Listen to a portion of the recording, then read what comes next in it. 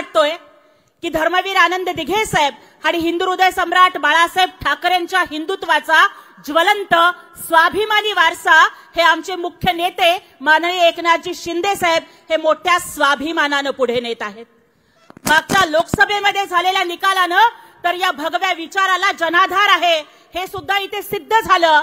पण जे लोक आणि विशेष करून तो सकाळी 9चा भोंगा जो प्रश्न आम्हाला विचारतो की जेव्हा शिवसेनेचा जन्म झाला तेव्हा शिंदे साहेब कुठे होते, तर संजय डाऊट लक्ष देऊ नये का की शिवसेनेचा जन्म झाला तेव्हा तुम्ही कुठे होता तेही बघा, पण जेव्हा शिवसेना संकटात होती तेव्हा छातीची ढाल करून एकनाथजी शिंदे साहेब लढत होते, हे आमच्यासाठी महत्वाचं आहे।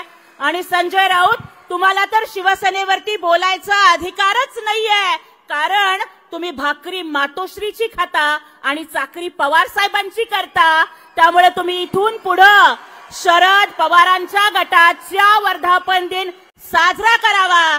आणि राऊतांचं वर्णन एकाच वाक्यात करते की तुम्ही अंगात नाही बळ आणि चिमटा काढून पळ आहे एवढीच जर खुमखुमी असेल तर निवडणुकीच्या मैदानात दंड थोपटून सामोरे या।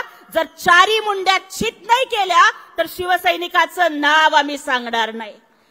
आणि त्यामुळेच आज तुमच्या समोर बोलताना मला त्या उबाठा गटाला प्रश्न विचारायचा आहे की त्यांनी 58वा वर्धापन दिन साजरा करू नये। पोर्टलवर विकिपीडियावर सुद्धा जाऊन बघा, उबाठा गटाची नोंदणी 2 वर्षापूर्वी झाली आहे। त्यांनी दुसरा वर्धापन दिन साजरा करावा, कारण बाळासाहेबांच्या विचारांची खरी शिवसेना ही इथे आहे। आमच्या रक्ताचा रंग भगवाय, आमच्या विजयाचा रंग भगवाय। पण उद्धव साहेब ठाकरे जरा डोळ्यात डोळे घालून महाराष्ट्राला उत्तर द्या, तुमच्या विजयाचा नक्की रंग कोणता आहे? तुमच्या विजयाचा रंग भगवान नाही हे मी तुम्हाला सांगू इच्छिते। अरे जे लोक विजयाचा उन्माद करतायत त्या उबाठा गटाला प्रश्न विचारायचा आहे की कुठल्या विजयाचा उल्हास तुम्ही करताय? रॅलीमध्ये पाकिस्तानचे झेंडे नाचवून जी मतं मिळवली त्याचा उत्साह साजरा करताय?